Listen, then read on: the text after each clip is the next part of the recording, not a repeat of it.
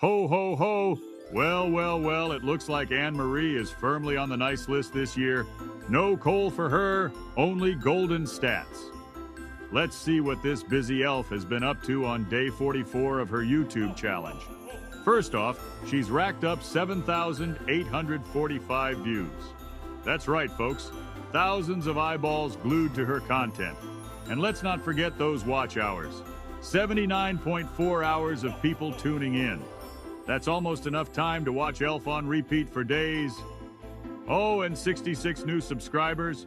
Looks like Ann Marie is spreading more cheer than I do on Christmas Eve. And here's the real magic. 59,016 impressions. That's almost enough to light up the North Pole, if I weren't already the expert on bright ideas. Ann Marie, you're slaying it like Rudolph leading the sleigh. Keep it up, and you'll have a million reasons to celebrate before the year's end. Ho, ho, ho! And remember, everyone, I'm watching, so don't be a Grinch. Go check out Ann Marie's channel and show some holiday love.